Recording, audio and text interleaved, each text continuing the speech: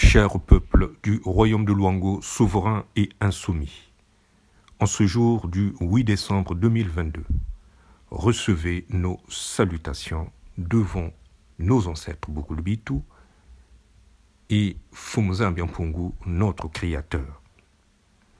Depuis le 7 juin 2020, une nouvelle trajectoire, celle de la réconciliation de notre peuple avec lui-même, s'est ouverte. À travers elle, nombreux des nôtres se sentent déstabilisés tant les changements qu'elle impose viennent bousculer des habitudes érigées en certitudes inébranlables. Et pourtant, les mêmes certitudes n'ont jamais été à la hauteur de nos espérances. Ce sont des certitudes porteuses d'un projet sociétal qui nous a desservis pendant 137 ans et dont les perspectives ne sont pas celles des nôtres. Au contraire, durant 137 ans, loin de refaire un bilan qui se passe de commentaires, au demeurant catastrophique, notre peuple a enduré un sort qui a su s'écrire et s'imposer qu'en un seul mot, la mort.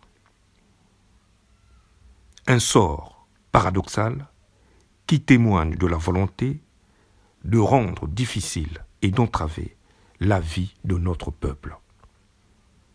La mort économique, la mort sociale, la mort culturelle, la mort sanitaire, bref, le reniement de notre humanité. Ces certitudes auxquelles s'accrochent encore nombreux des nôtres sont des couloirs qui ont immensement affirmé l'issue fatale vers laquelle ils conduisent notre peuple. C'est ainsi que, dans leur amour infini, et face à ce projet d'égarement et de mort, nos ancêtres ont décidé d'ébranler et de retourner la table de ce qu'ils autrefois nous transmirent pour que notre vie, la vie de leurs descendants, soit toujours garantie. Ils l'ont fait le 7 juin 2020 et le 18 octobre 2020, non pas qu'ils se trompèrent, mais parce que les hommes, ceux des nôtres, ont perverti le dépôt originel, Tinga Nguvub, au nom de leurs propres intérêts particuliers, contre ceux de notre peuple et de notre royaume. Ils continuent à revendiquer et à s'accrocher à un héritage dont ils n'en sont plus les dépositaires, étant dorénavant désavoués par nos ancêtres. C'est pour cela que la trajectoire de retour et de réconciliation de notre peuple avec lui-même doit emplir de joie, de force et d'espérance notre peuple. C'est la preuve de la relation continue de nos ancêtres avec nous. Des ancêtres dont l'ancien le plus ancien, Nkulunkulu, lui-même Fumuzambiampungu, qui est à la manœuvre de tout. Ainsi, cher peuple de Luango, bien que te sentant ébranlé et déstabilisé par cette nouvelle donne, venue droit de nos ancêtres, élève-toi au-dessus de ces certitudes de mort pour t'approprier celles de la vie qui se sont offertes à toi.